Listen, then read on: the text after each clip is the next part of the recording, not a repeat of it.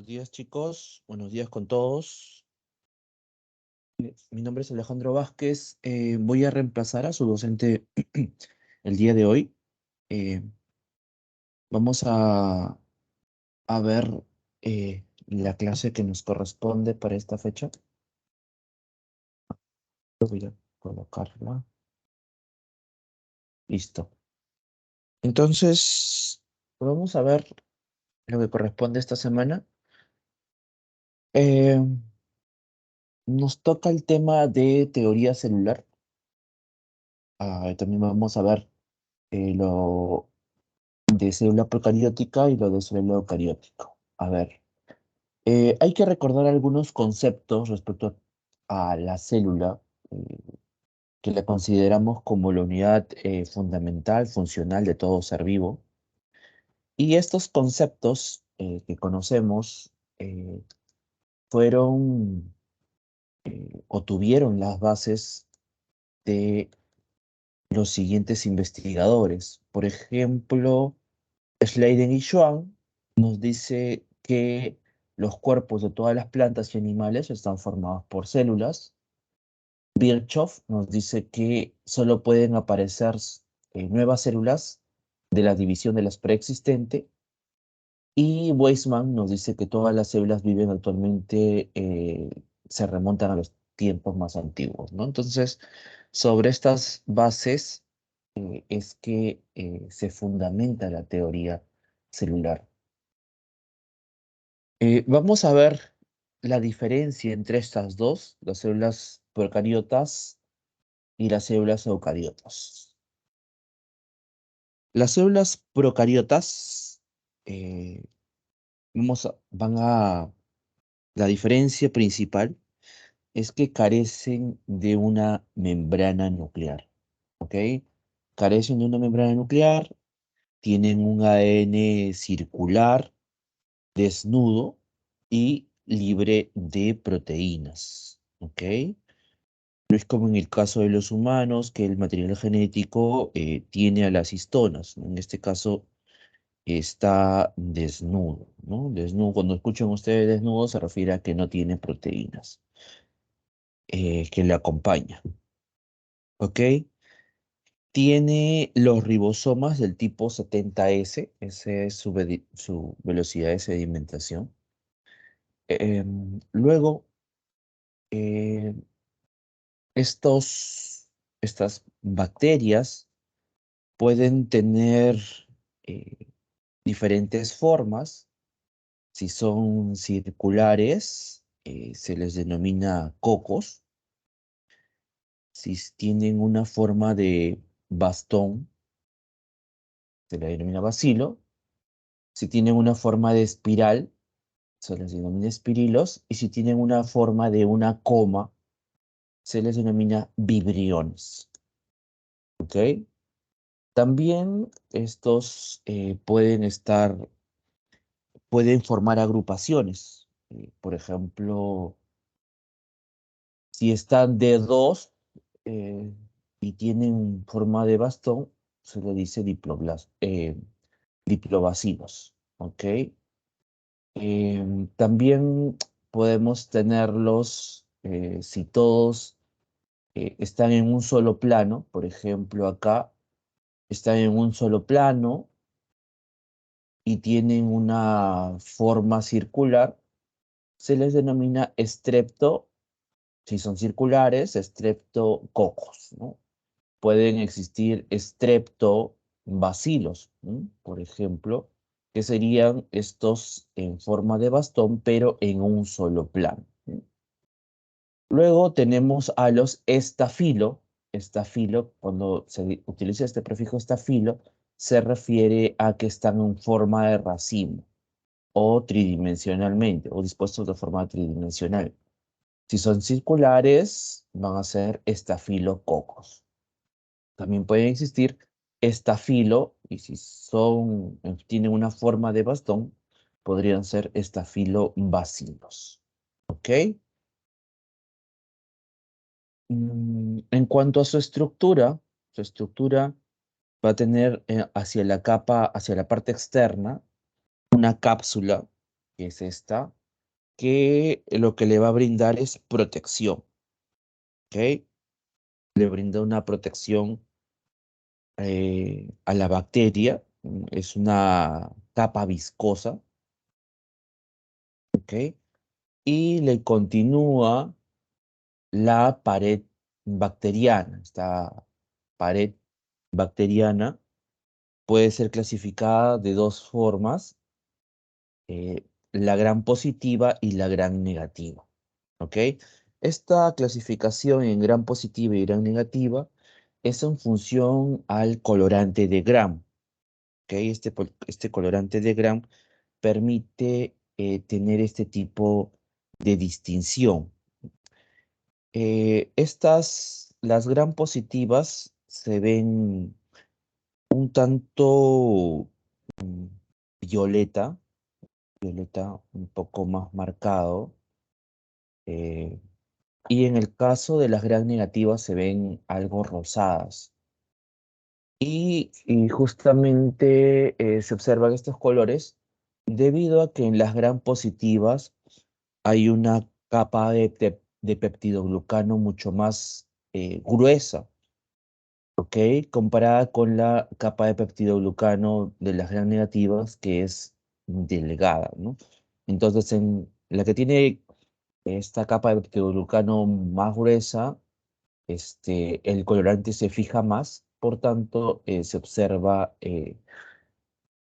del color violeta. En cambio, esta de acá, con el proceso de lavado y todo, ya pierde colorante y se ve de una forma rosada.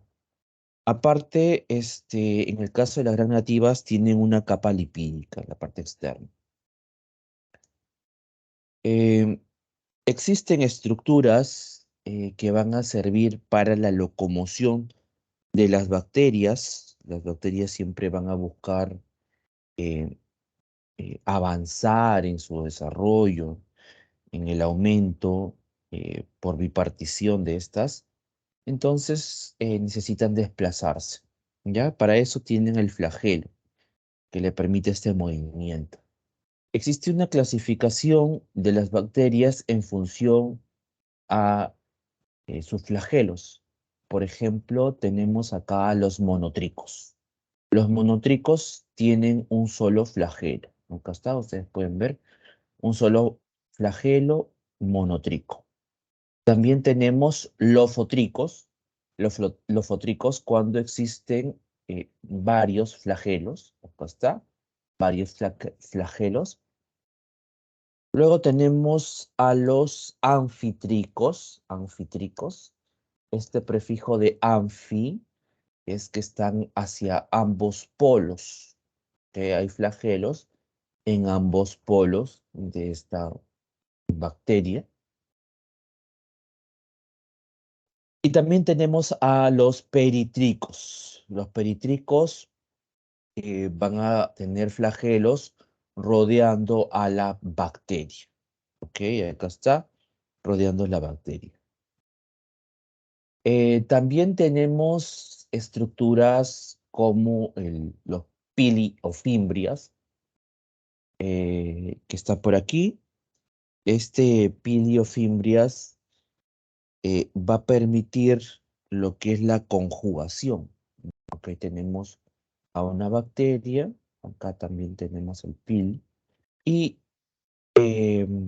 si es que va a haber intercambio de información genética, este se extiende hacia otra bacteria, ¿ok? Y como les dije, va a servir para el intercambio de información genética. Existen eh, material genético extracromosómico y este se le denomina plasmios, que podemos ver acá en esta imagen, ¿sí? Que está acá en azul. Es un material genético extracromosómico, es independiente de este material genético bacteriano, o sea, este plásmido no necesariamente le da información genética a esta bacteria. en cuanto a su desarrollo, sí pueden conferirle características especiales como las de resistencia, resistencia a fármacos, resistencia a la carencia de algún tipo de nutriente, ¿ok? Em, para esto son los plasmidos. Em, si es que una bacteria está expuesta a un medio que no le es propicio, si una bacteria, por ejemplo, ya no tiene nutrientes, si una bacteria está siendo eliminada por algún tipo de fármaco, esta bacteria puede producir esporas, ¿ok? Puede producir esporas como un mecanismo de sobrevivencia, ¿ok? Entonces, estas esporas se forman en condiciones de estrés. Cuando una bacteria está estresada, como un mecanismo de resistencia, eh, de sobrevivencia, puede formar esporas, ¿ok? Entonces esto también es propio de las bacterias. Am, m- bueno, antes de pasar a esta parte, ah, en su citoplasma de las bacterias no tenemos mitocondrias, no tenemos retículo endoplasmático y tampoco tenemos citoesqueleto. También en el interior de las bacterias tenemos unas estructuras que se denominan mesosomas. Ahí, acá está, estas estructuras que están por aquí, que son unas invaginaciones intracelulares y que van a servir para la fijación del material genético, la fijación del ADN. También participan con enzimas para la síntesis de compuestos para la respiración. ¿Ok? Eso también lo vamos a tener en las bacterias. Ahora, vamos a ver la clasificación en cuanto a la fuente de carbono que tienen. Se va a clasificar en autótrofas y heterótrofas. Em, las autótrofas obtienen el carbono a partir de fuentes inorgánicas como el CO2. Esto eh, tenemos, por ejemplo, las cianobacterias. Las plantas también son las que utilizan como su fuente el CO2. A estas se les considera como autótrofas. Y tenemos a las heterótrofas. Estas heterótrofas son las que obtienen su carbono a partir de fuentes orgánicas. Luego, eh, tenemos bacterias que utilizan la energía eh, de una forma, ah, por ejemplo, a los quimiotótrofos y a los fotótrofos, ¿ya?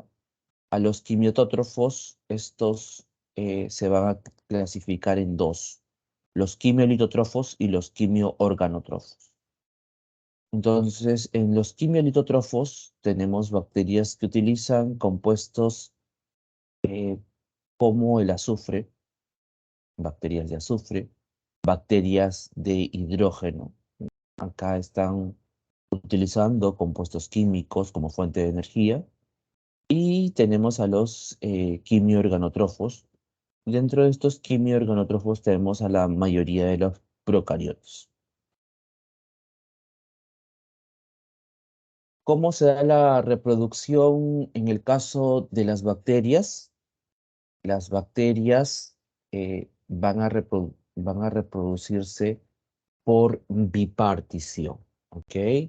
La bipartición también es conocida como fisión, ¿ok? Si por ahí en el examen les colocan fisión, Ok, entonces a esto se está refiriendo, ¿ya? Bipartición, fisión binaria, también se le conoce. Am, y acá tenemos este proceso. Acá tenemos a la bacteria, tenemos, bueno, acá les había dicho que el mesosoma, que es esta imaginación que permite la fijación del material genético, se va a dar una duplicación primero del material genético del ADN, acá podemos verlo, se duplica este material genético, luego se forma un nuevo mesosoma. Vemos que al material genético que acá está en color rojo, se le adhiere un mesosoma y este mesosoma lo que va a hacer es también permitir arrastrar a este nuevo material genético hacia los polos, ¿no? Vamos acá se están dirigiendo cada uno hacia un lado. Luego se forma un septo, ¿ok? Un septo que es como una separación en la parte media de esta bacteria. Y finalmente ya tenemos las células hijas, ¿no? Después se va a dar la liberación, ¿no? Hay una estrangulación y se libera, ¿ok? Entonces, ese es el mecanismo, esta bipartición o también conocida como fisión binaria, ¿ok? Es un mecanismo bastante simple, sencillo, le da un gran beneficio a las bacterias. Ustedes recordarán que si tienen un proceso infeccioso, por ejemplo, una infección a la garganta, esto avanza muy rápido, ¿no? En las bacterias no es necesario que exista una bacteria macho con una bacteria hembra y se junten y den un producto. No, en este caso es súper sencillo. De una bacteria van a salir dos, ¿no? Así de fácil. De una bacteria salen dos y así sucesivamente, ¿sí? Entonces, eso es lo que le permite también su crecimiento en cuanto a cantidad de una forma bastante rápida. En las bacterias existen mecanismos de transferencia de genes. Por ejemplo, tenemos a la transformación. Esta transformación va a permitir el pasaje de material genético de ADN de una bacteria dadora, cuando hablamos de dadora, quiere decir la donadora, ¿ok? De una bacteria dadora hacia una receptora. ¿Sí? La receptora es el aceptor. Entonces puede transferir esta información genética. También se puede realizar por una transducción. En el caso de una transducción, tenemos la participación de los bacteriófagos. Los bacteriófagos van a ser aquellos que justamente atacan a bacterias. Por ejemplo, acá podemos ver a un bacteriófago. Ya este bacteriófago en sus mecanismos, en su mecanismo de acción, es que introduce su material genético.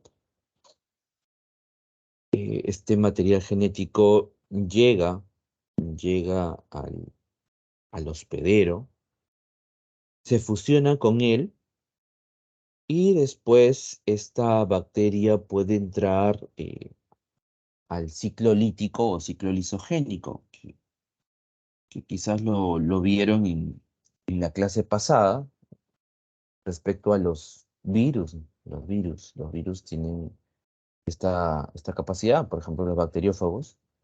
En el ciclo lítico, eh, bueno, de repente para hacerles recordar, este material genético va a permitir la síntesis de la porción icosaédrica y la porción helicoidal del virus. Y en el ciclo lisogénico, el material genético se queda en la bacteria y la bacteria empieza a dividirse por bipartición constantemente hasta que en un momento determinado puede entrar al ciclo lítico. ¿Ok?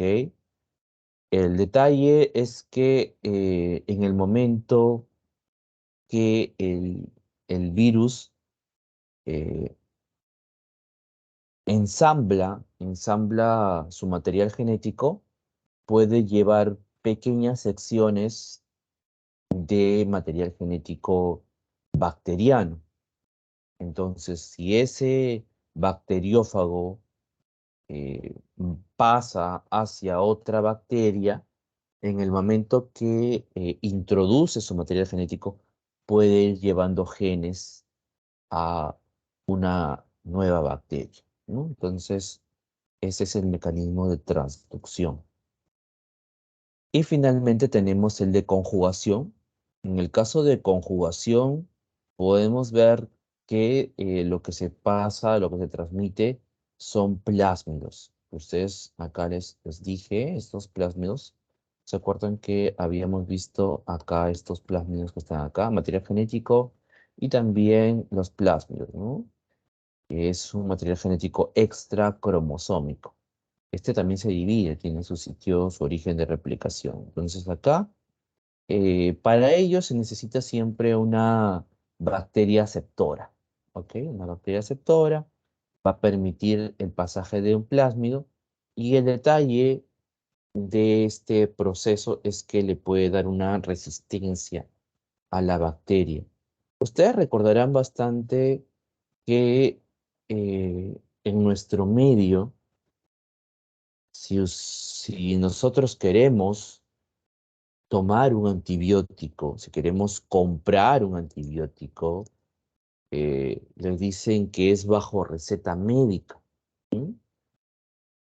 Bueno, esas son las leyes, eh, pero de ahí a que las cumplan, no sé, no se da tanto eso, ¿no? Si ustedes de repente quieren comprar una amoxicilina, ¿sí? Si van ahí a su farmacia, eh, ¿les han pedido receta médica a ustedes? Cuando alguna vez han ido a comer, a comprar algún tipo de antibiótico, ¿les ha pasado eso? Cuando son pastillas normales, te las dan normal, te las venden, pero cuando son pastillas fuertes, ahí sí te pide receta médica. El Panadol paracetamol lo venden gratis. O sea, lo venden sin receta. Sí, pero escúchame, Yanela, creo, una cosa, el Panadol o paracetamol no son antibióticos, ¿ok? Entonces, yo me estoy refiriendo a antibióticos, ¿no? Un antibiótico puede ser la ciprofloxacina, a una amoxicilina, ¿ya? Entonces, Profesor, sí, dime. yo ahorita estoy tomando isotretinoína y sí me piden receta médica cada vez que compro. ¿Dice para qué es? Es para el acné. Ah, para el acné. ¿Cómo dijiste que se llama? Isotretinoína. Iso, ¿qué más? Tretinoína. Retinoína. A ver.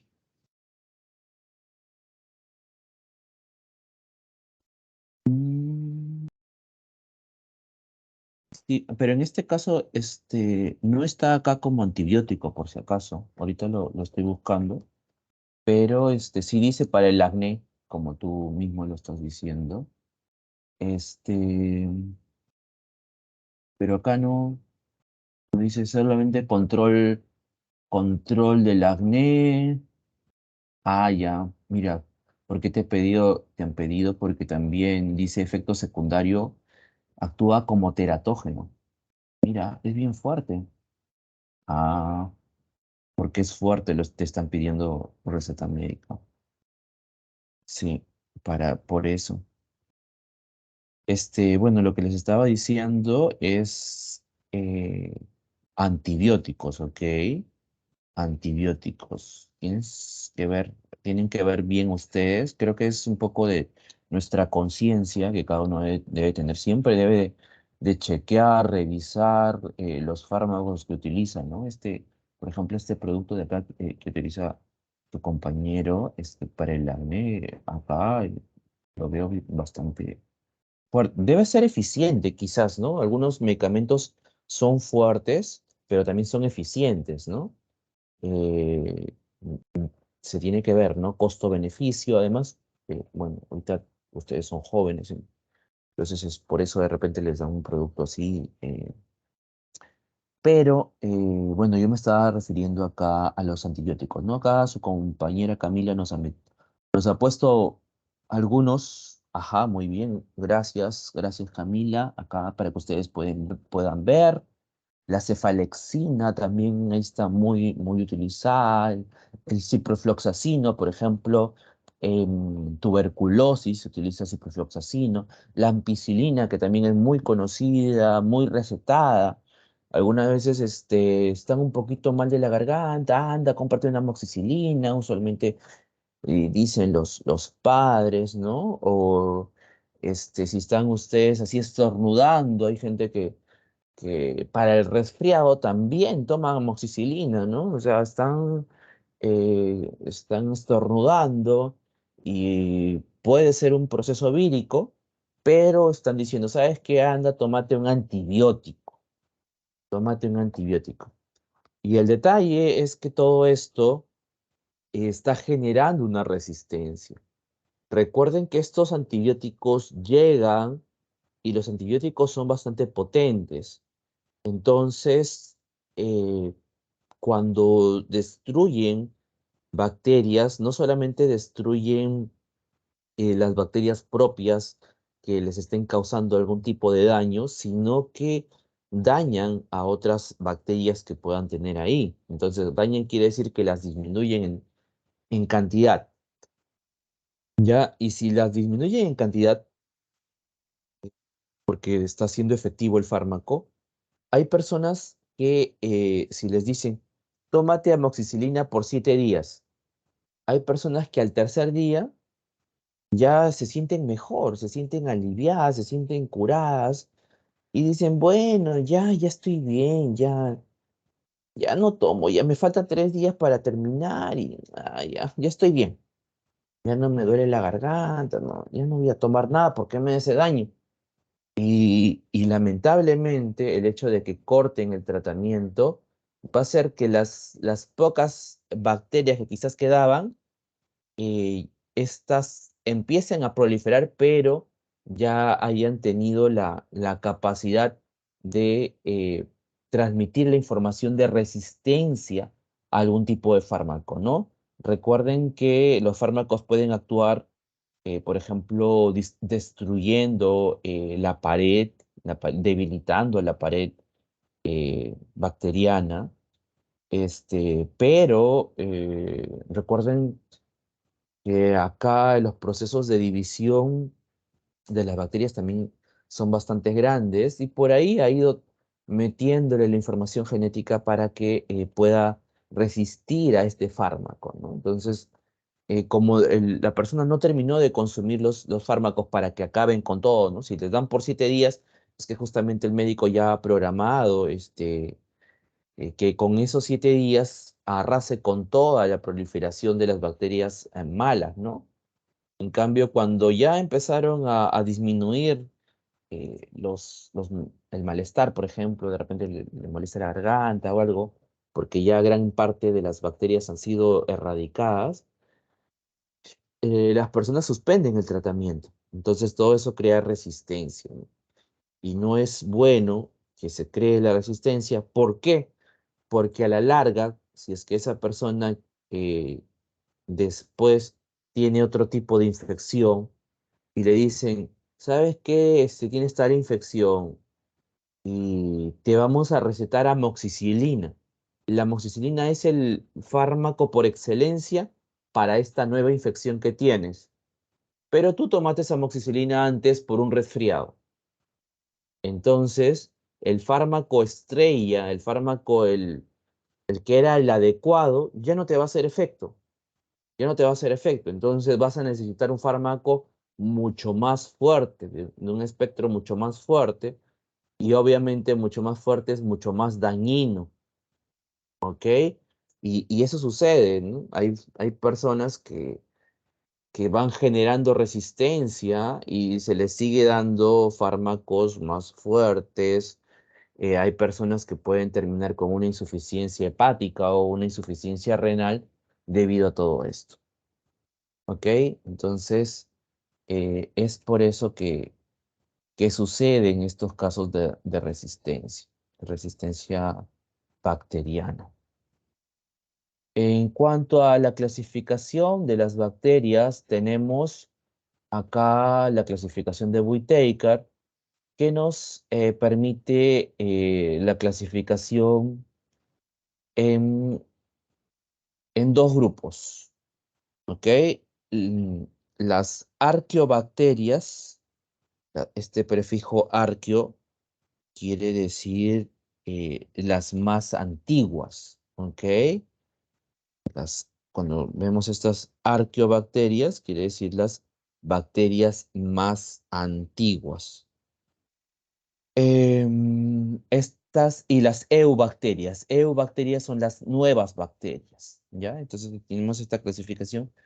Arqueobacterias más antiguas, eubacterias las más nuevas. Dentro de las arqueobacterias, que son las más antiguas, tenemos a las metanógenas. Metanógenas son aquellas que tienen predilección por el metano, por eso metanógenas. A las halófilas son aquellas que tienen predilección por las zonas saladas, donde hay alta salinidad, ahí van a estar presentes estas bacterias halófilas. Y tenemos también a las termoacidófilas, ¿ok? Las termoacidófilas son bacterias. ¿Dónde se encontrarán estas bacterias? A ver, estas termoacidófilas. ¿En qué lugares encontraremos estas bacterias termoacidófilas? En lugares de altas temperaturas. Ya, altas temperaturas. Ahí está, por ejemplo, Alessandra acá nos está diciendo los volcanes, ¿no? Ojo que dice termoacidófilas, ¿ok? Altas temperaturas, pero estamos diciendo acidófilas, o sea, altas temperaturas y también alta acidez, ¿no? Por ejemplo, los volcanes, ¿no? Los volcanes, las fumarolas también existen, todas estas zonas en las cuales están expuestas a productos del, que salen de la Tierra, ¿ok? Exposiciones de la Tierra de alta temperatura, ¿ok? Em, Vino una vez una pregunta, eh, no, o sea, por más que tengan esta lógica, estas termoacidófilas son más, de vida natural, o sea, expuestas en el medio, ¿ya? No te, no, además son antiguas, entonces, a ver,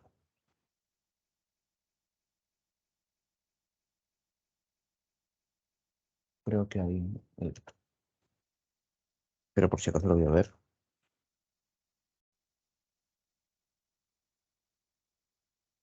Ah, ah. No, estas termosíferas son extremófilas, están en lugares extremos. Ya, entonces está más aplicado a lugares de la naturaleza. Ya, lugares de la naturaleza, zonas profundas, medios geotermales, ¿ya? No es aplicado para lo que es el estómago, ¿ya? O los jugos gástricos. Como los polos. No, me refiero a zonas, no en los polos, sino zonas en las cuales hayan exposiciones, ¿no? Exposiciones geotermales. Vino una vez una pregunta, decía, esta fue pregunta de examen de la pre, decía, ¿en qué lugar del mundo existe la mayor cantidad de bacterias termoacidófilas? Esa fue una pregunta de la pre. ¿En qué lugar del mundo existe la mayor cantidad de bacterias termoacidófilas? Esa fue una pregunta. Y justamente tendríamos que ayudarnos de estas ideas que les estoy diciendo, ¿no? Zonas geotermales, zonas volcánicas, zonas con exposiciones volcánicas. Ahí están estas termoacidófilas. Eh,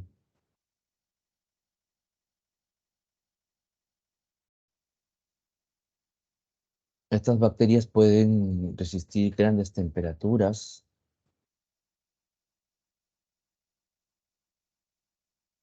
que abarca de 80 a 100 grados centígrados hasta 400 grados centígrados, las chimeneas hidrotermales del fondo marino, abarca todo esto. Em, bueno, y la respuesta a esta pregunta es en Estados Unidos y es un lugar en la cual hay un dibujito animado de ese lugar. A ver, vamos a ver si ustedes lo adivinan. Un dibujito animado de un personaje que corre con una cesta de comida. En Yellowstone. Ahí está. El Parque Nacional de Yellowstone, ¿no? Y el personaje me refería al oso Yogi, ¿no? Para los que vieron el oso Yogi que aparecía con su cesta de comida, y cuando corría aparecían unas fumarolas, ¿no? Unas exposiciones así como de un gas blanco, ¿no? El Parque Nacional de Yellowstone es el lugar donde existe la mayor cantidad de bacterias termoacidófilas del mundo, ¿no? Esa la pusieron como pregunta de examen. Eh, es muy importante lo de las bacterias termoacidófilas porque son la base para los avances que hemos tenido en lo que es biología molecular, ¿ok? La técnica de PCR se basa en las proteínas que tienen estas bacterias de poder resistir a altas temperaturas. Entonces, todos estos avances que hemos tenido respecto a biología molecular, partiendo desde los 90 más o menos, es gracias a estas bacterias termoacidófilas. Luego tenemos las ceobacterias. En las ceobacterias, como le dije, son las nuevas bacterias.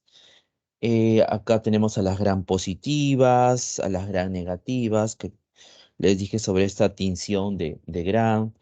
Tenemos a las verde purpúreas, estas tienen o hacen fotosíntesis anaeróbica. Tenemos las espiroquetas que tienen una forma de tirabuzón, las cianobacterias que hacen fotosíntesis. También tenemos acá las rickettsias que tienen una estricta vida intracelular, las clamidias que forman inclusiones citoplasmáticas y los micoplasmas que son las bacterias más pequeñas, ¿ok?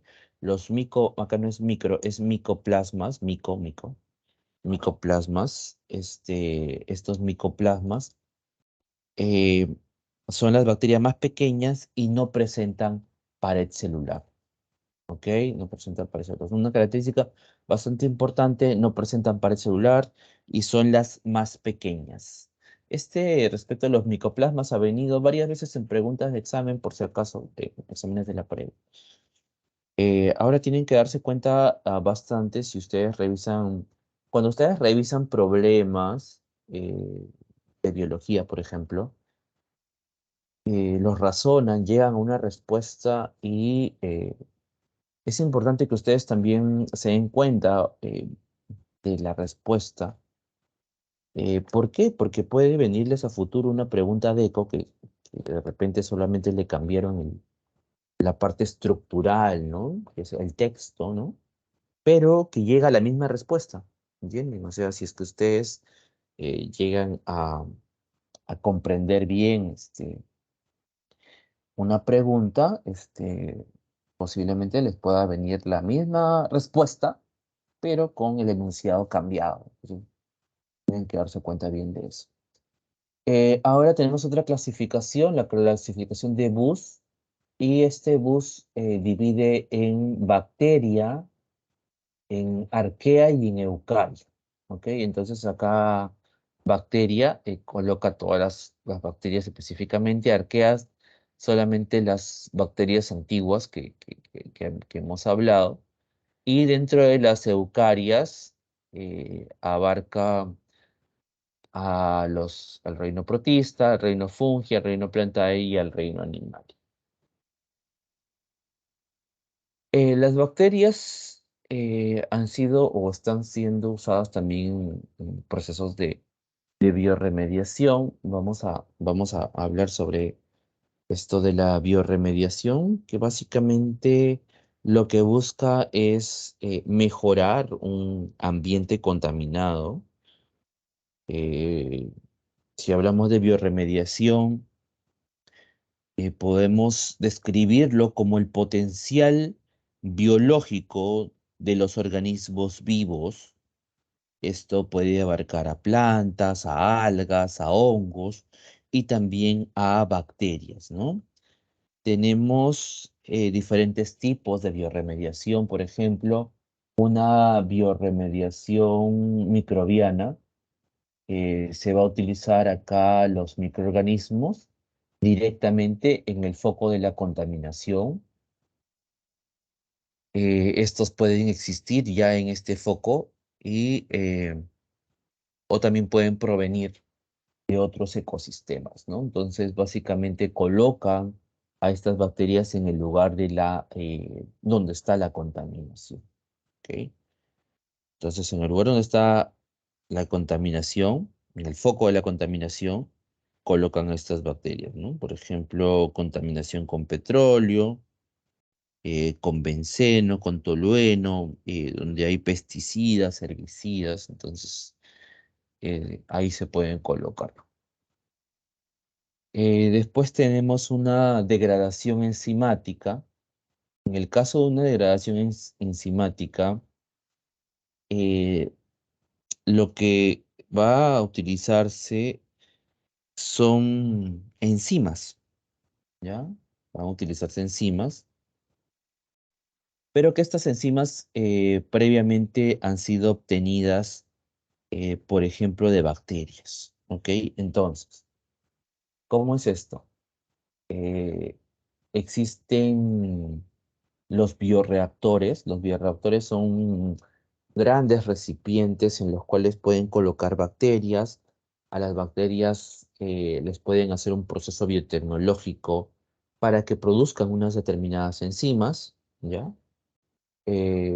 Y luego hacen crecer a estas bacterias, ¿no? Entonces, modifiqué la bacteria para que produzca unas enzimas, las enzimas que deseo obtener. Después, en estos grandes recipientes hago o genero muchas bacterias y al momento de generar muchas bacterias estaré creando mucha enzima, ¿ya?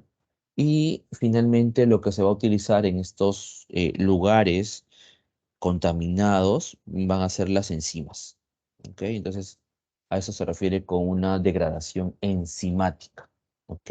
La colocación, el empleo de estas enzimas en un lugar contaminado, ¿no? Para reducir estas sustancias nocivas. Y luego tenemos la fitorremediación. Fitorremediación va a ser el uso de plantas, ¿ok?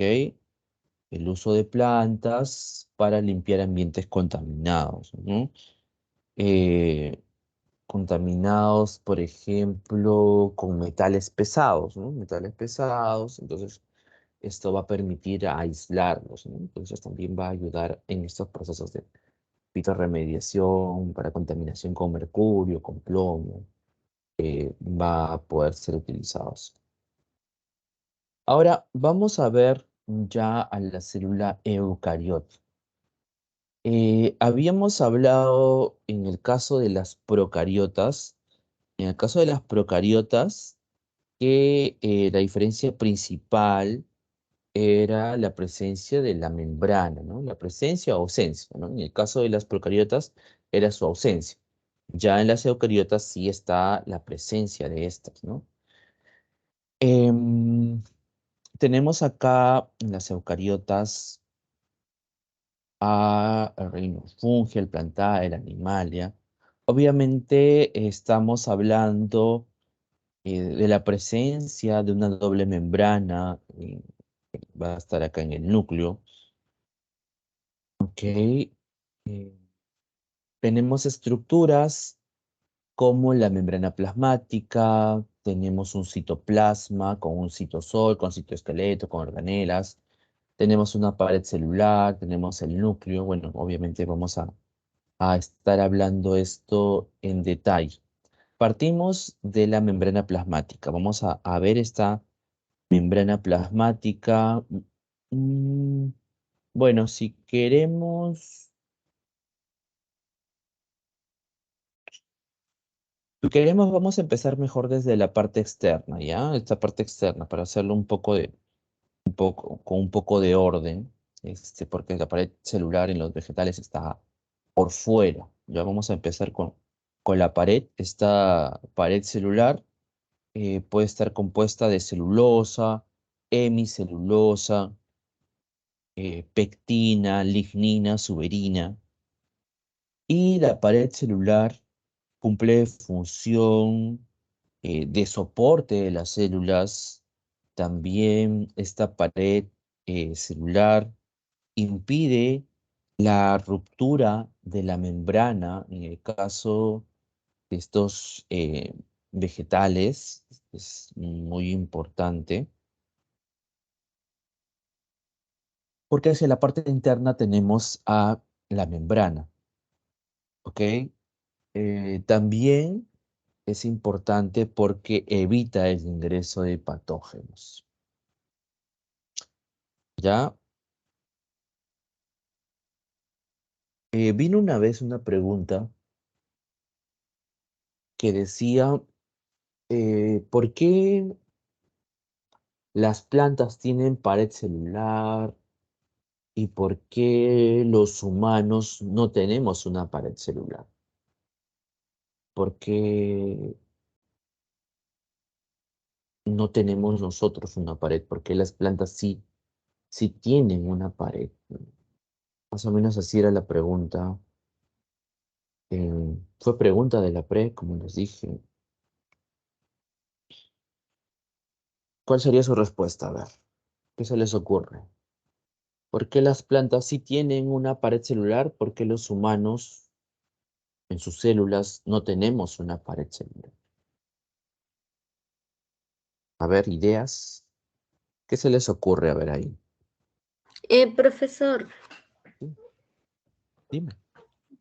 es de que mi opinión es como las plantas deben tener estructuras complejas para que hagan la fotosíntesis, entonces eso puede ser como una parte para que funcione ese mecanismo. En cambio, nosotros en las personas, pues, es de que lo tenemos en diferentes lados y como que tenemos una estructura para cada tipo. Entonces, no lo necesitamos, además no hacemos fotosíntesis. Ya. A ver, ¿quién más? A ver, ¿alguien más quiere participar? Por ahí veo una mano levantada. ¿Quién es? Zavala. Miriam. Ella levantó la mano, a ver, ¿quiere decirnos algo?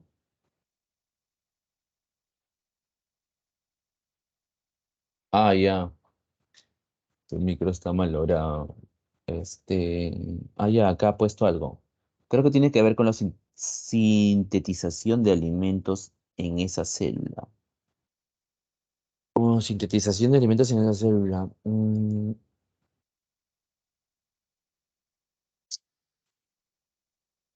La respuesta, bueno, al comienzo su compañero nos estaba diciendo algo que de la pared en función a la fotosíntesis, pero la pared no es que su función no está ligada a lo que es fotosíntesis, ¿ok? Obviamente forma parte de las células vegetales, pero no está ligada hacia ese punto. Ya, porque recuerden que la fotosíntesis lo vemos en órganos fotosintéticos como en las hojas, ¿no? Pero obviamente las plantas, los vegetales, todos tienen eh, su pared, ¿ya? Entonces, por ahí no va. Ah, entonces, también lo mismo con lo que dice Rubino, no va por ahí tampoco, ¿no? Acá Piero nos dice, la pared celular da rigidez. Ya. Acá nos habla respecto a la rigidez que tendríamos en nuestros cuerpos, Piero. Mm, ya. Pero hay una razón mucho más importante acá.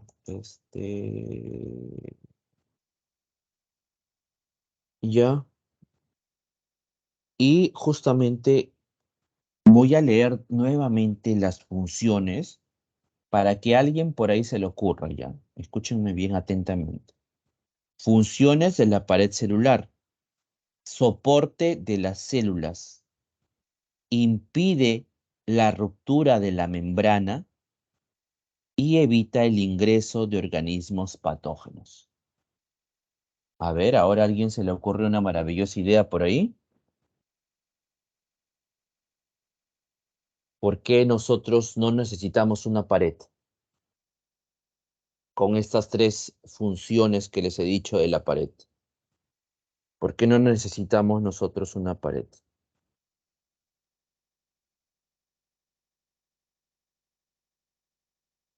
A ver, alguien. Ya les leí las funciones. Ajá, esa es la respuesta, Piero. La respuesta es que nosotros no necesitamos una pared porque la pared es una parte o cumple un rol defensivo en el caso de los vegetales para que no ingresen los patógenos porque las plantas no tienen un sistema inmunológico, no tienen un sistema inmunológico, ¿no? No es que por ahí las plantas tienen sus anticuerpos y van a actuar, ¿no? Claro, entonces porque tenemos sistema inmunológico sensible, entonces por eso es que no necesitamos una pared, porque la pared sí le impide a que lleguen los patógenos a ellos. ¿Ya? Esta fue pregunta de examen de la presa San Marcos. ¿Ya? Y justamente en la clave decía referente a que nosotros ya somos organismos evolucionados y que tenemos un sistema de mecanismo de defensa y todo eso. ¿Ok? Entonces, esa fue una pregunta.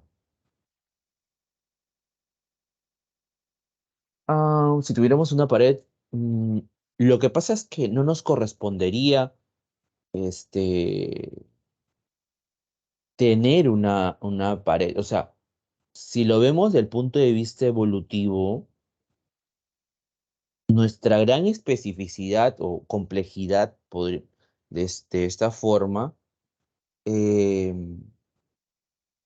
no nos beneficiaría mucho el tener una pared por el tipo de vida o por el entorno que tenemos. Buena pregunta, Rubí. ¿Se puede modificar una célula animal para que tenga pared? Sí, me parece muy interesante eso. Eh, sí, de verdad me parecería interesante como para verlo in vitro. In vitro sí, pero también me parece complejo hacerlo. O sea, sí. Me parece complejo. No sé si se ha realizado, pero me, incluso me ha dado la curiosidad saber qué es lo que pasa. Em, ya, no he visto ningún paper referente a eso. No sé si se pueda tampoco.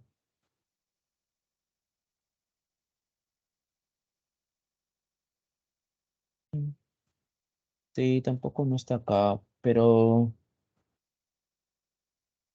a ver, voy a...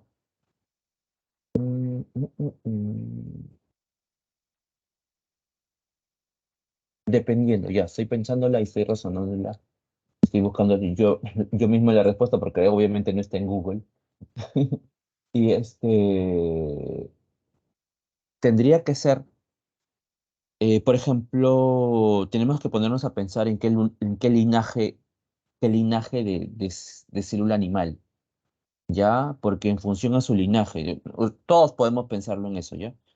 Porque en función a eso, imagínate que que esta célula dependa, por ejemplo, de un proceso de ósmosis o un proceso eh, que necesite el pasaje de sustancias a nivel de membrana, el hecho que tenga una pared dificulta su existencia.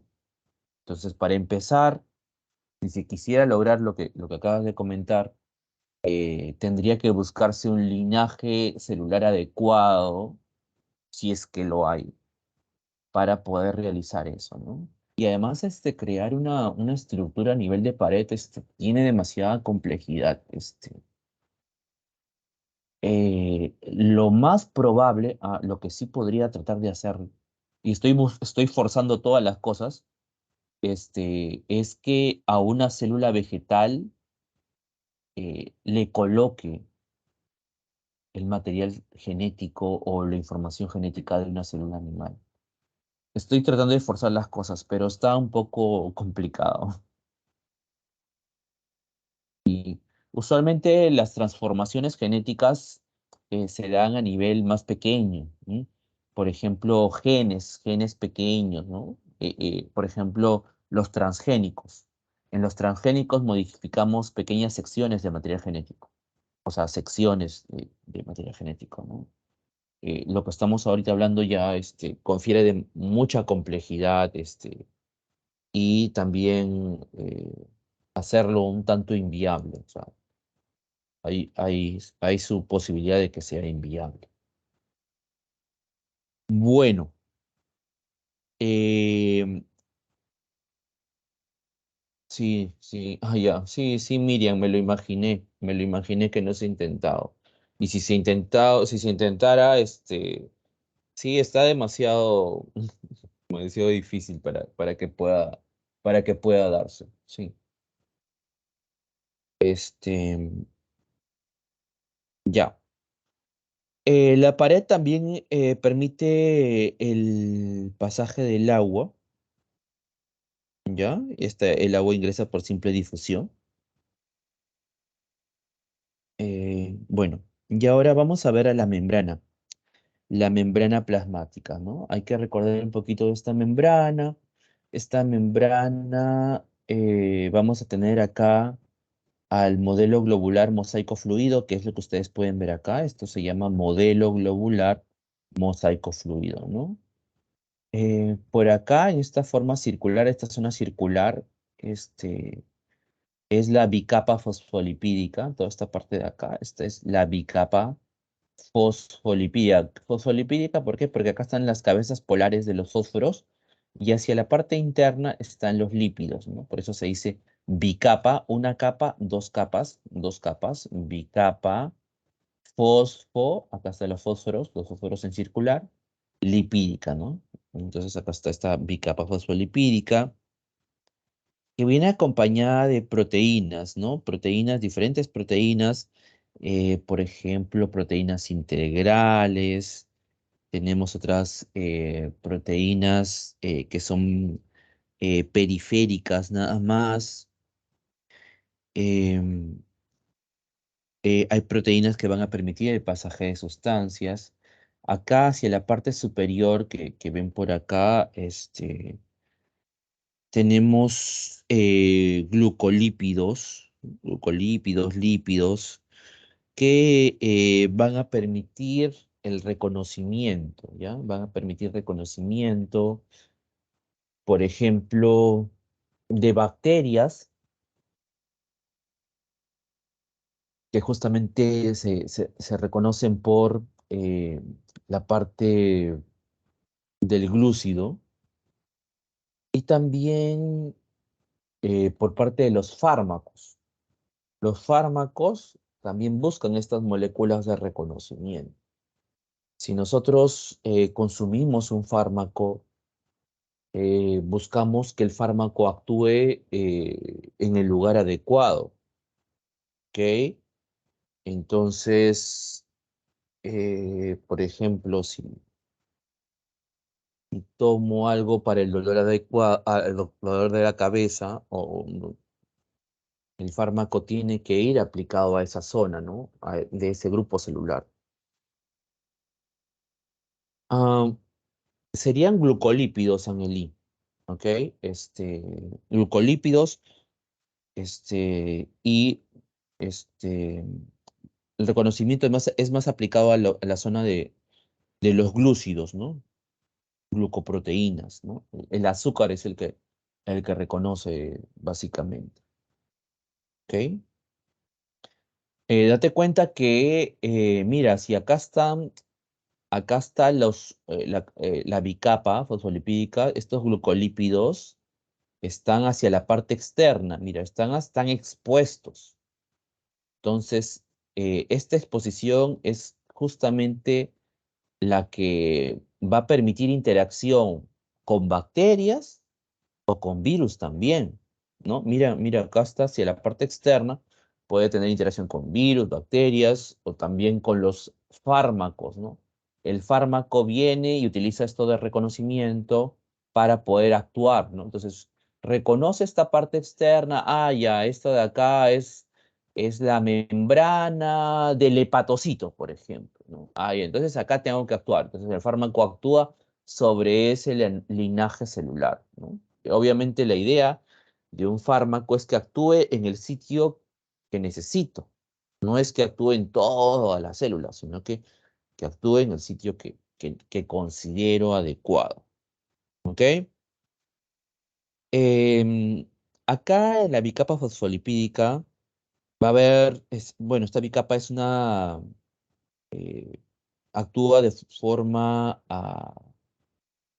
selectiva, ¿ya? Es semipermeable y selectiva esta bicapa. Tenemos mecanismos como el de la difusión, o la difusión, que les estoy comentando, que va a ser el pasaje de sustancias, ¿no? Pasaje de sustancias de una zona de mayor concentración hacia otra de menor concentración, ¿ok? A eso se considera la difusión. Existen diferentes mecanismos. Por ejemplo, acá tenemos una difusión facilitada con la participación de proteínas, de canales proteicos. Acá están, actúan como canales proteicos, ¿ya? Entonces, cuando existe este pasaje de una zona de mayor concentración a otra de menor concentración, es difusión, ¿ya? De acá han sucedido varias preguntas. Voy a... sí, sí, Piero, sí. El GP120, por ejemplo. Am,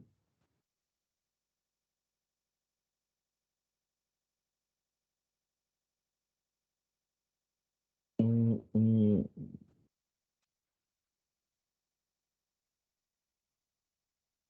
ya, les dije que les iba a decir algunas preguntas que han venido. Ya, imagínense en un salón de clases, ¿ya? Imagínense que, sí, ya, un salón de clases, en el salón de clases. En el salón de clases tenemos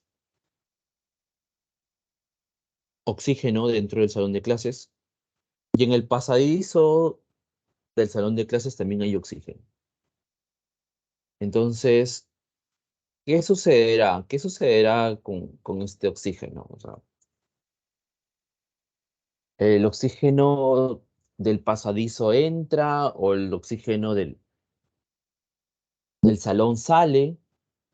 A ver, ¿quién me dice? ¿Mm? Imagínense el salón de clases y estamos analizando lo que sucede con el oxígeno. Tenemos puertas abiertas. ¿Qué pasa con el oxígeno? El oxígeno entra al salón, el oxígeno sale del salón. A ver, respuestas.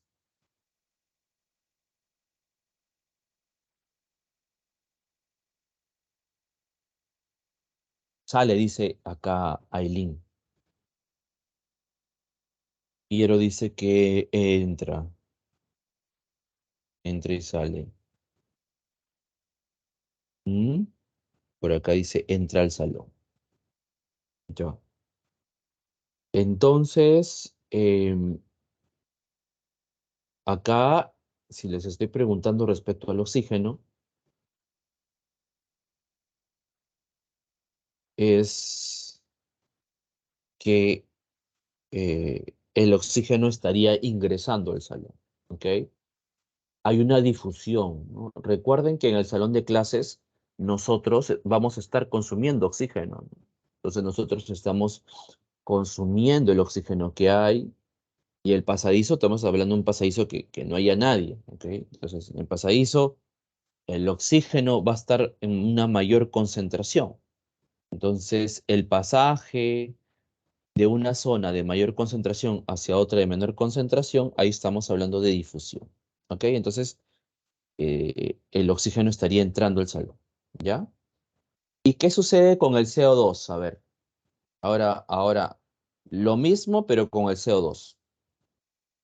¿Qué sucedería con el CO2?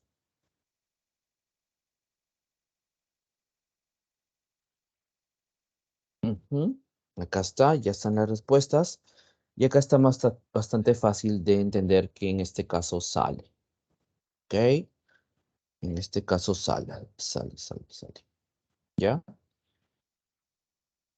Ok, entonces en el salón está más cargado de CO2. ¿Por qué?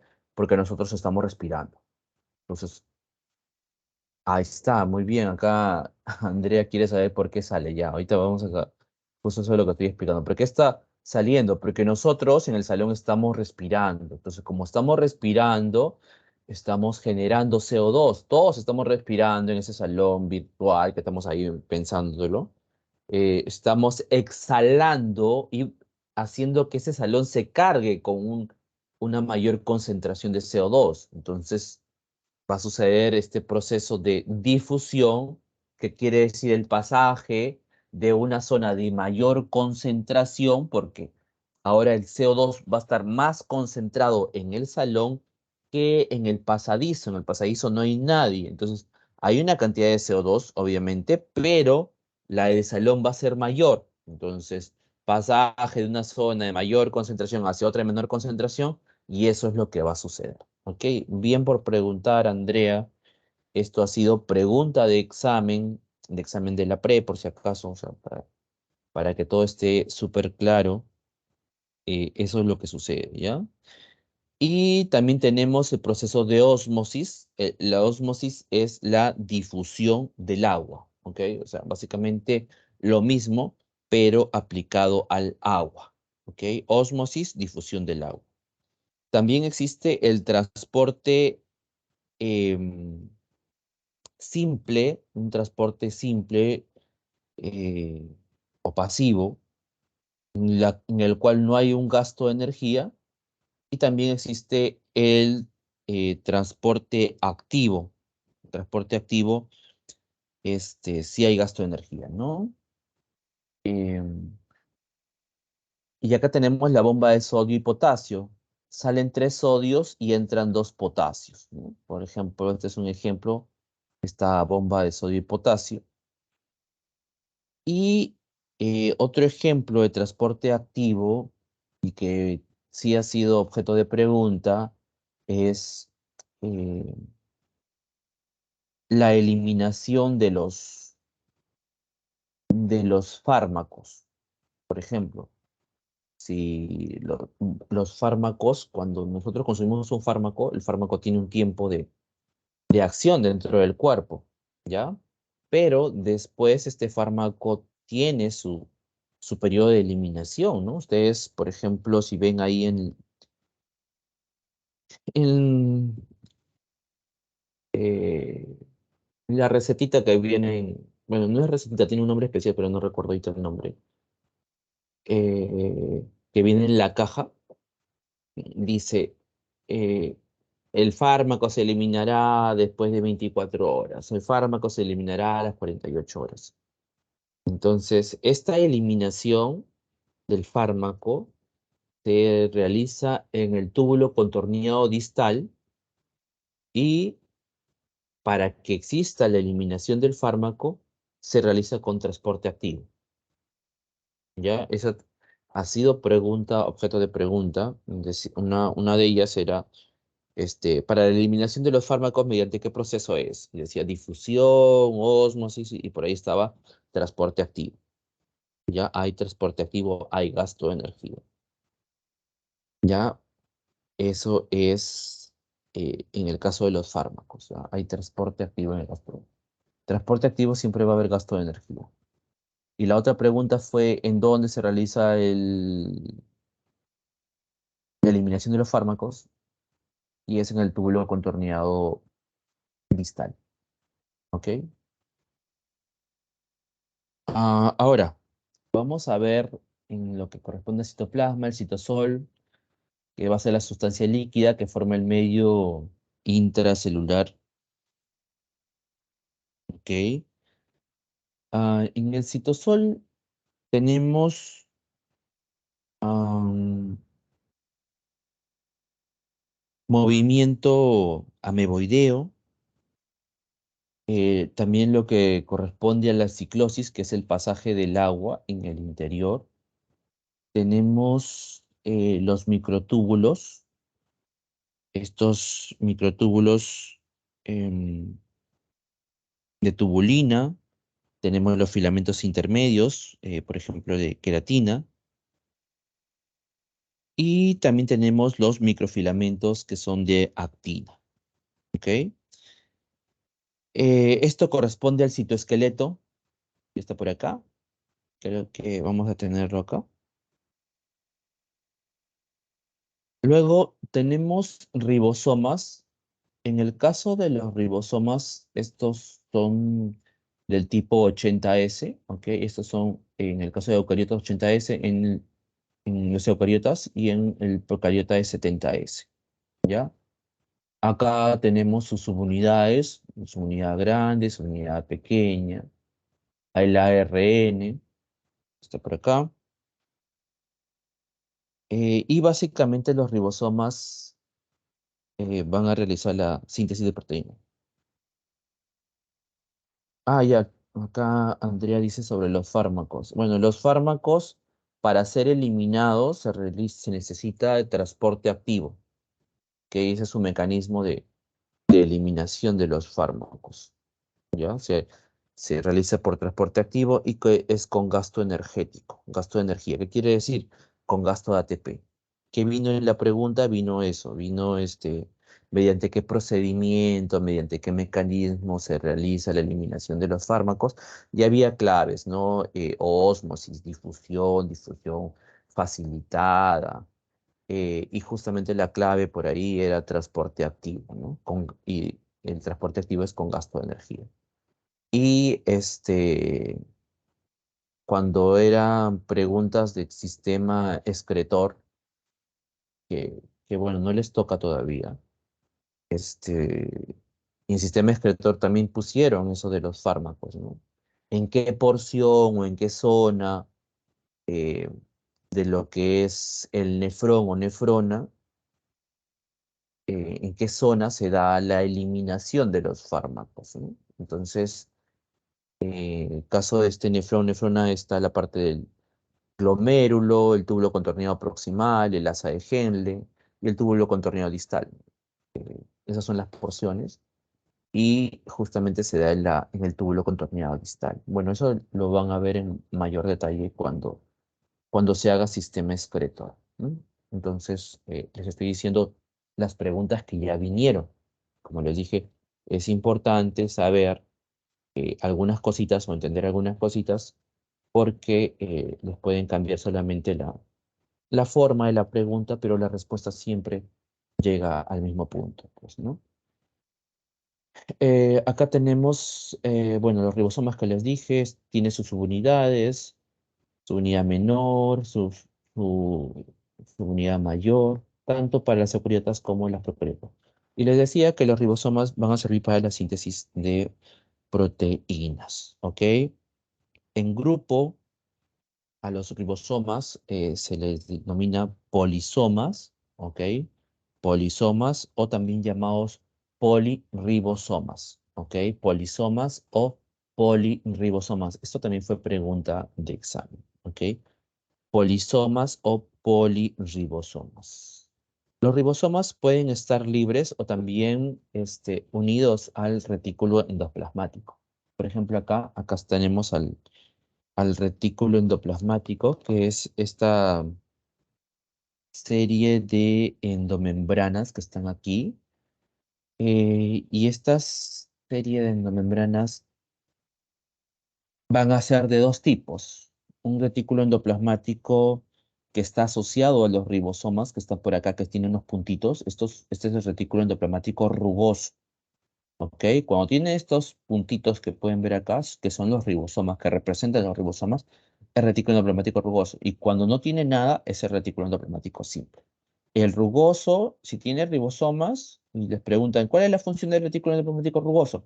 Ah, ya no. Entonces, en esta acá, esta serie de sacos membranosos, si tiene ribosomas, va a ser síntesis de proteínas, obviamente, porque los ribosomas van a servir para la síntesis de proteínas. Y en el caso del retículo endoplasmático liso, tiene tres eh, funciones. Vamos a ponerlo de tres funciones. La primera de ellas es la detoxificación, después la síntesis de lípidos y la otra es la glucogenólisis. ¿Ok? La glucogenólisis.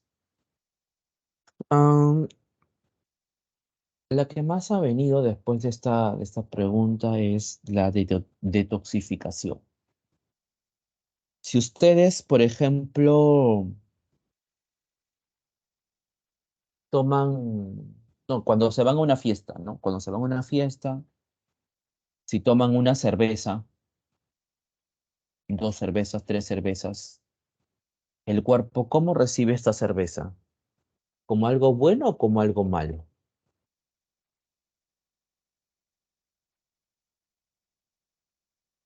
¿Cómo la reciben?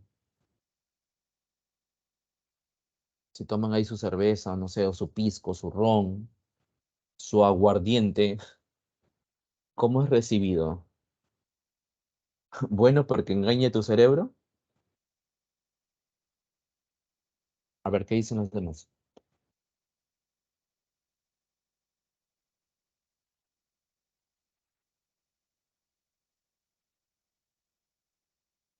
Mm, malo porque después se vomita. O sea, esta parte de alcohólica, mi hermana dice que la primera sabe feo y luego lo sabe bien o se siente bien. ¿Por qué mi hermano dice que no han probado mucho alcohol, creo? Ustedes son tranquilos. Este,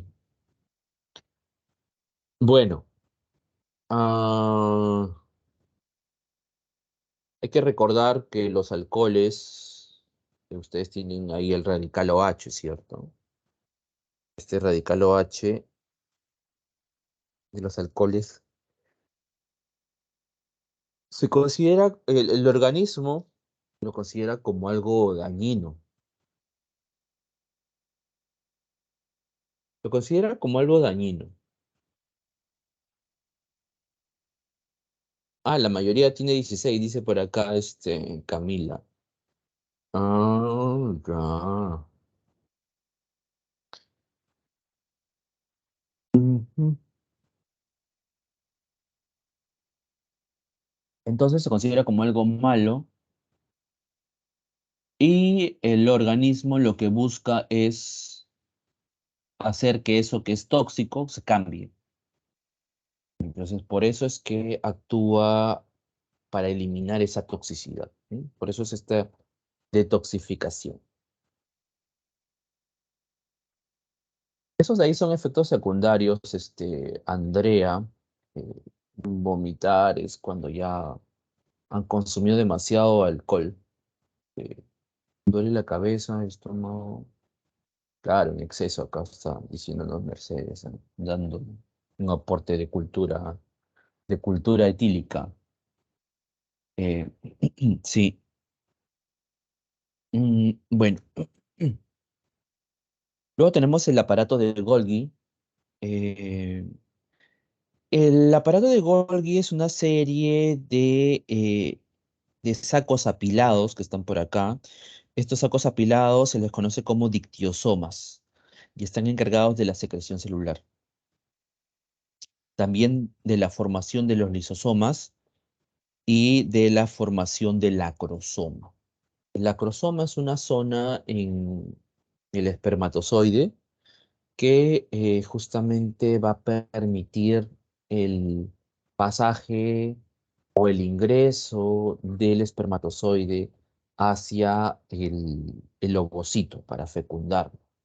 ¿Ok? Entonces, esta capa o esta parte externa eh, es este acrosoma que está justamente en la cabeza del espermatozoide. Ujú. Bueno, acá tenemos ya los lisosomas. Los lisosomas, si hay el ingreso de una bacteria dentro del lisosoma, se forma una estructura que es el fagosoma, esta estructura. Después se junta con un lisosoma. Este lisosoma, eh, cuando está con el patógeno o con lo que ingresó, se llama lisosoma secundario. ¿Ok? Acá está. Acá está el lisosoma primario, ¿no? Tiene sus respectivas enzimas. Y cuando ya tiene un contacto eh, con el patógeno o con mm, también estructuras propias de la célula, entonces se le conoce como lisosoma secundario. Después va a haber una acción enzimática, porque el lisosoma tiene enzimas hidrolíticas ácidas y ya los degrada, ¿no? Los productos resultantes son eliminados por exocitosis. Acá está. O sea, esto de acá es una vacuola heterofágica y es eliminado, ¿no? Como les dije, hay heterofagia. Heterofagia quiere decir diferente, hetero, y hay autofagia, ¿no? Entonces, autofagia es cuando existe algún componente propio que tiene que ser eliminado o degradado, ¿no? Por ejemplo, que hay una autofagia de una mitocondria. Entonces, al final es destruida y eliminada. Hay procesos patológicos en los cuales los lisosomas atacan componentes propios de la célula. Luego tenemos a los peroxisomas. Los peroxisomas eh, van a también tener enzimas oxidasas, ¿ok? Y el ejemplo es el del peróxido de hidrógeno, ¿sí? Que ustedes de repente en algún momento han utilizado. ¿Sí? ¿Han utilizado peróxido de hidrógeno ustedes?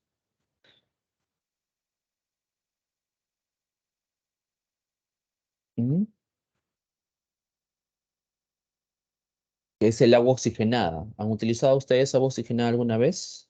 Agua oxigenada, agua oxigenada. Ajá. El agua oxigenada sí han usado, ¿no? Como ustedes, como dicen, tienen 16, ustedes recordarán que han usado agua oxigenada, ¿no? Acá ya están diciendo que sí han usado, ¿no?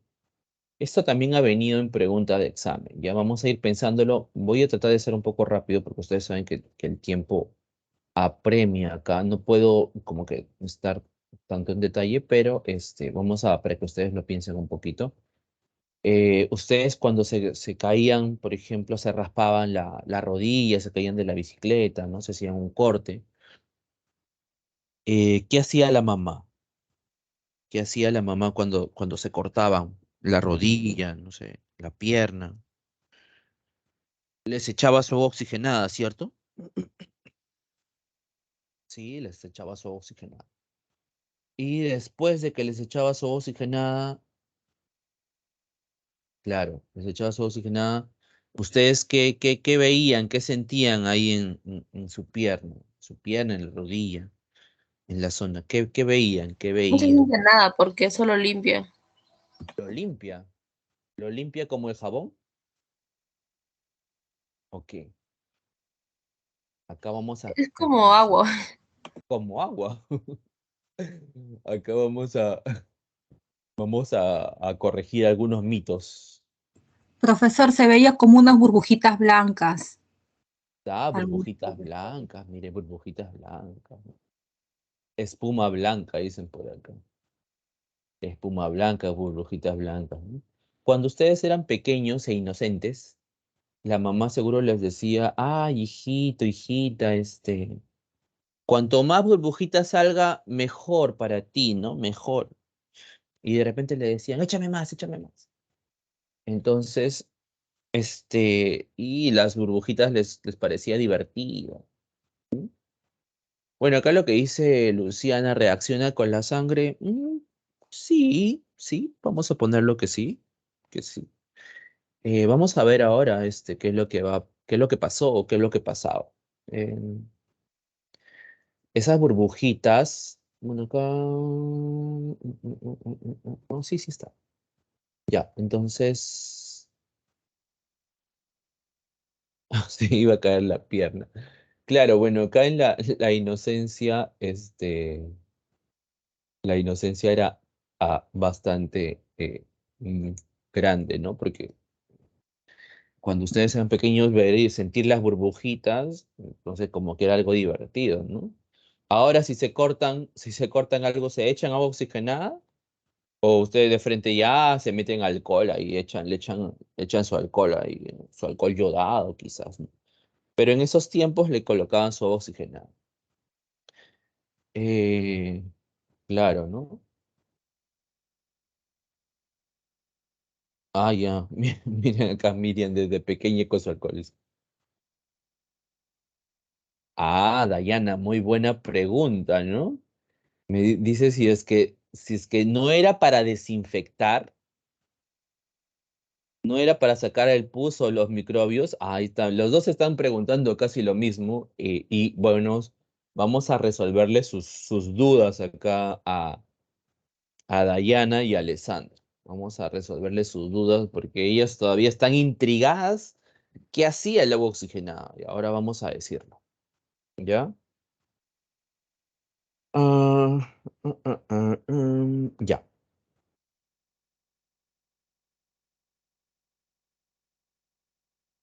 Vamos a decirlo.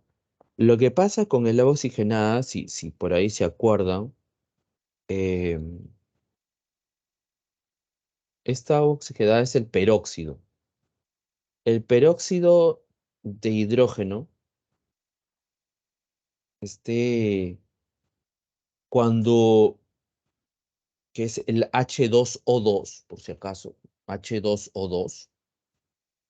Este H2O2, cuando ustedes se cortan, recuerdan que están expuestos a la sangre, ahí está la sangre, ¿no? En esa sangre va a haber una enzima que es la catalasa, y esta catalasa va a actuar sobre este peróxido, ¿ya? Les repito, el peróxido es H2O2, ¿ok? H2O2. Entonces, producto de esta acción del peróxido con la catalasa, esta se divide, se desdobla. ¿En qué? En agua y en oxígeno, ¿ok? Pero este oxígeno es gas. Por eso es que ustedes cuando veían esas burbujitas, era el gas oxígeno que se estaba desprendiendo. ¿Ok? Y por ahí se ponen a pensar, pero profesor, ya, pues sí puedo entender esto. ¿Y cómo hacía? O sea, ¿qué, qué hacía en contra de las bacterias, ¿no? Porque ahora, como dice Dayana, es para desinfectar o era para los microbios. Entonces, ¿qué hacía el hecho de que de esta reacción? Lo importante de esta reacción era que cuando ustedes se hacían una herida abierta, el proceso de desinfección no es tanto como echarse alcohol, sino que eh, lo que sucede es que elimina el oxígeno que ingresó. O sea, recuerden que se hace un corte del medio externo. Imagínense con algo, no sé, filudo, algo de repente, se cortan, van a ingresar bacterias, pero esas bacterias que están ingresando son bacterias que necesitan del oxígeno para respirar. Hay respiración aeróbica y respiración anaeróbica. Entonces, las bacterias aeróbicas necesitan del oxígeno. Y cuando se cortaron, ingresaron estas bacterias aeróbicas, y el hecho de que se les está quitando el oxígeno quiere decir que estas van a morir. ¿Ok? Entonces, eso es lo que sucede cuando ustedes se echan esta oxigenada, ¿no? Lo mismo pasa, por ejemplo, cuando ustedes tienen algún tipo de absceso en la boca y el odontólogo les dice, haz tipo gárgaras o algo, con agua oxigenada, ¿no? Y básicamente es para evitar que en alguna cavidad se quede con oxígeno y empiece a suceder un tipo de infección. ¿Ok? Entonces para eso era.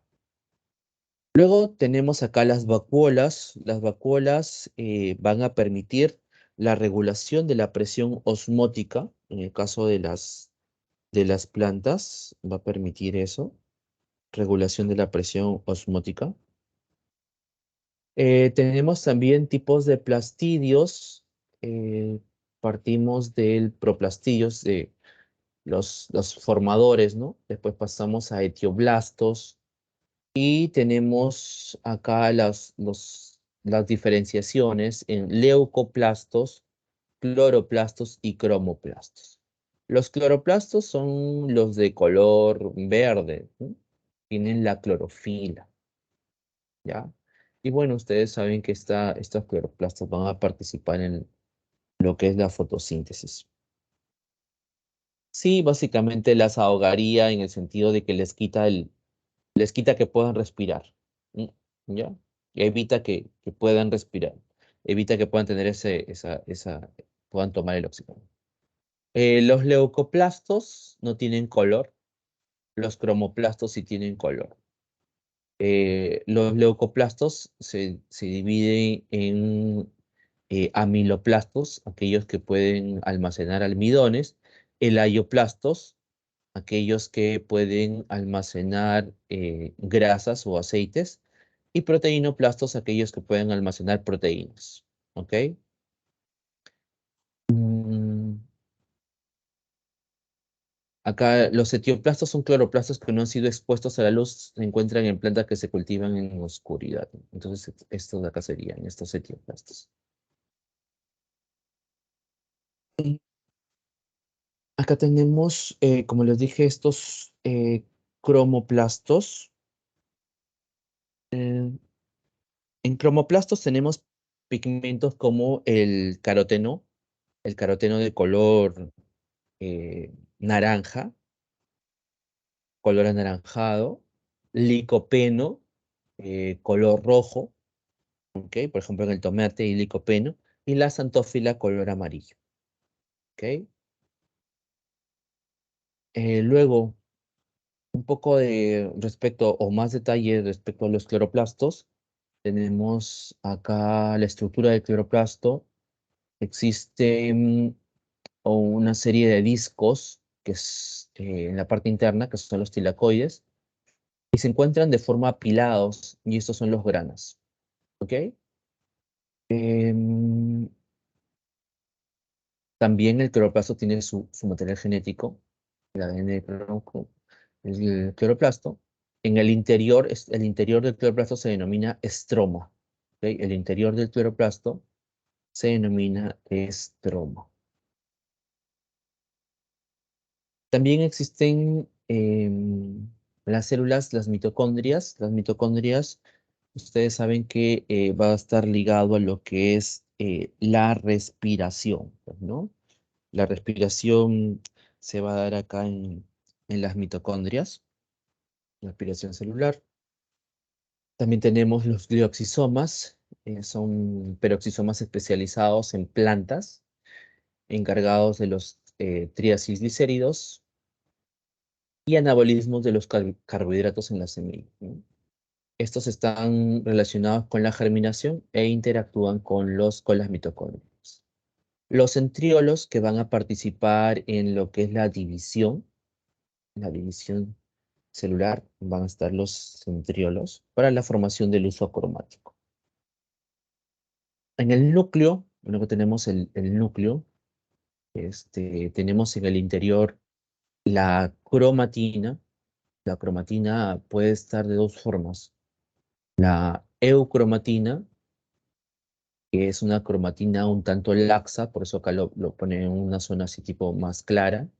Y la heterocromatina, que es una cromatina más condensada, por eso acá lo están colocando de una forma más oscura. ¿Ok? Esas son las formas como se presenta el material genético dentro de una célula, ¿no? Como eucromatina o como heterocromatina. Acá también, ustedes pueden verlo, eucromatina, una zona clara, heterocromatina, una zona oscura. La heterocromatina ya es la condensación o el empaquetamiento del material genético. ¿Mm? Ah, el uso cromático es una serie de proteínas que va a permitir el traslado de los cromosomas en la división celular. ¿Ok? Son proteínas que se asocian, que va a permitir el desplazamiento de los cromosomas en la división celular. ¿Ok? Bueno, ahora vamos a ver un poco de lo que sucede en el interior del núcleo y también en el citoplasma, ¿no? En el interior tenemos la replicación. ¿Qué es la replicación? Es hacer una copia de ADN.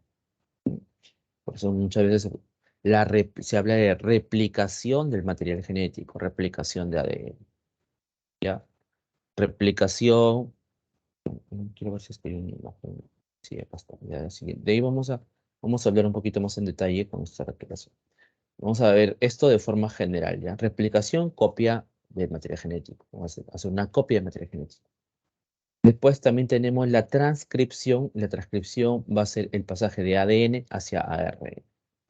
Para el pasaje de ADN hacia ARN, lo que va a cambiar básicamente es una timina es reemplazado por un uracilo. ¿Ok? Entonces, de ADN hacia ARN, una timina por uracilo. ¿Ok? Hay virus como por ejemplo el VIH. Usualmente son los virus ARN. Los virus ARN tienen a la retrotranscriptasa, que es una enzima que justamente lo que hace es el proceso inverso. Va a pasar de ARN hacia ADN. ¿Ok? Eso es lo que va a realizar, ¿no? Creo que esto de acá lo deben de haber mencionado en la clase pasada que hicieron respecto A, B y H, ahí les deben de haber dicho de la transcriptasa que cumple esta función, ¿no? De ARN lo convierte a ADN viral y después de esta ADN viral se va a poder integrar al ADN celular para que se permita realizar eh, los componentes virales, ¿no? Entonces, de esa forma es como actúa. Y finalmente tenemos a la traducción, ¿no? En el caso de la traducción, va a ser el pasaje de ARN hacia proteína, ¿no? Entonces acá se va a leer el código genético, y finalmente se forman las proteínas, ¿no? Las proteínas van a ser asociaciones de aminoácidos. Estos aminoácidos van a estar asociados, unidos, y van a formar ya las proteínas, ¿no? Estas proteínas van a estar en el citoplasma. ¿Dónde se realiza esto? En el ribosoma, ¿no? Porque hemos estado hablando que en el ribosoma se realiza la síntesis de proteínas. Entonces acá tenemos la replicación. La replicación, ¿cómo se da la replicación? Tenemos, primero va a existir la acción de una helicasa. Una helicasa eh, va a permitir el corte, ¿ok? El corte de la doble hélice, ¿ya? Se corta, se divide acá en dos, acá está. A estos de acá va a ser el AN molde, y a partir de ello es que se va a formar la cadena o la hebra hija, ¿ok? A partir de esta se va a formar la hebra hija que está por aquí en celeste, ¿ya? Después va a haber la acción de la N polimerasa, ¿ok? Y la ADN polimerasa, como dice su nombre, polimerasa, quiere decir que adiciona bases, ¿ok?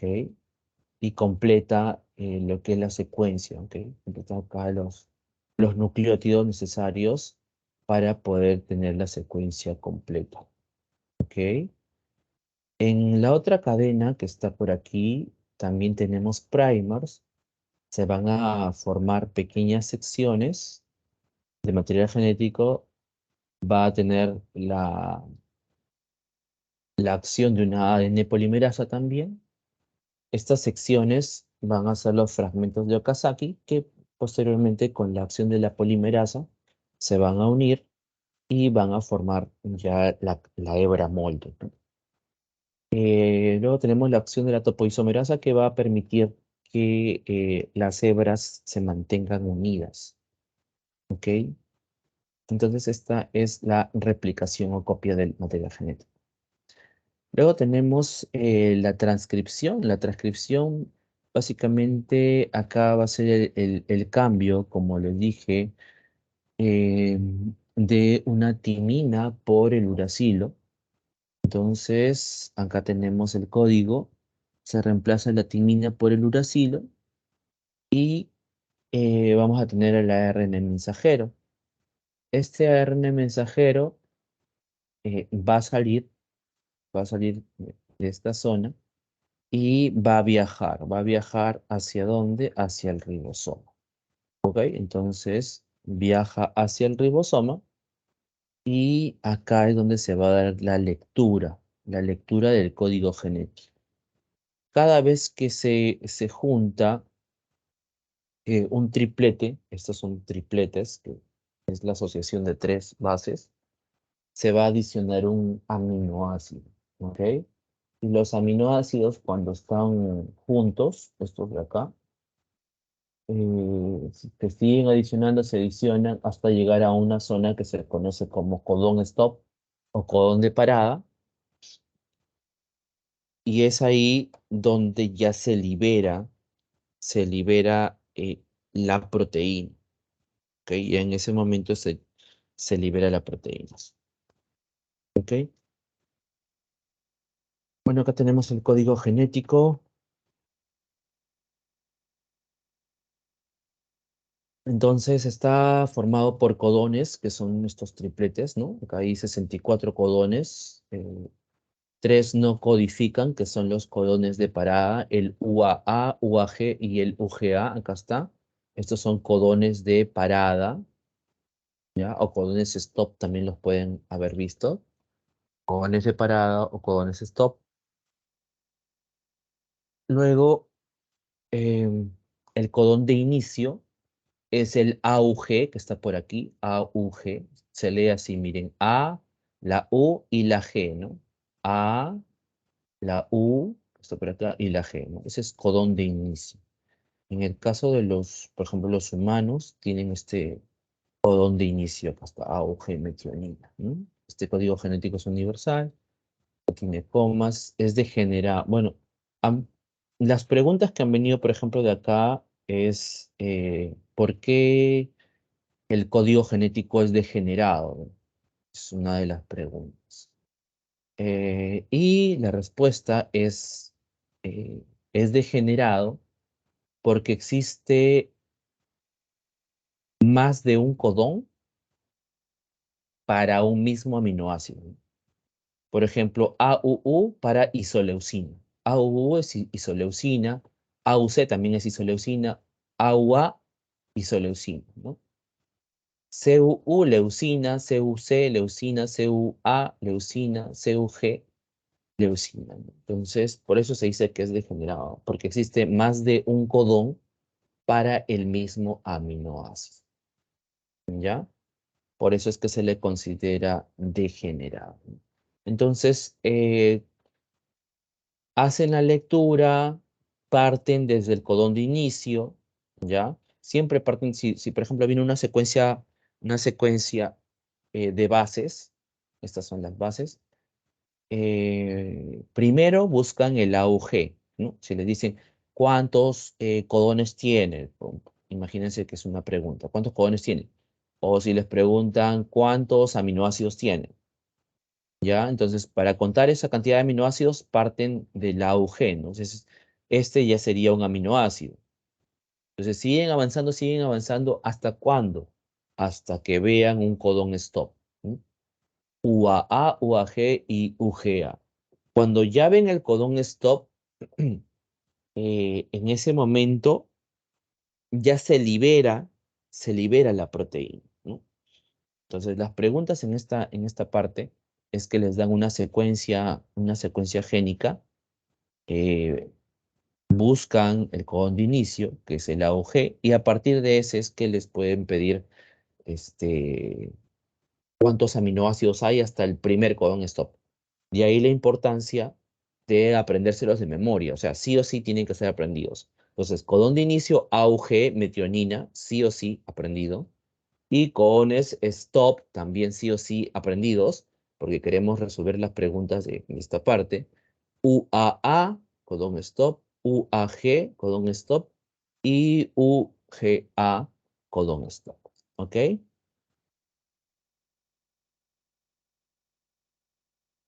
Lo opuesto al codón se denomina anticodón. ¿Ok? Este, sí, por ejemplo, acá está, ¿no? Miren, acá está. Este es el codón que está por acá. Y lo opuesto se le denomina anticodón. Estos son los anticodones que están por acá.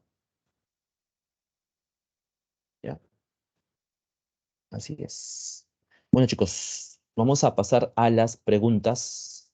Las preguntas, nos queda un minuto. Bueno, tengo que decirle las claves una vez porque ya terminamos. A ver, tomen nota, por favor. La 1E, 1 enano, 2B, 2B, 3A, 4B, 5 enano, 6A, 7B, 8A, 9A, 10C, 11A, 12B, 13 dedo, 14 enano, 15A y la 16B de beso. Bueno, chicos, nos quedamos acá. Cuídense mucho y a seguir estudiando.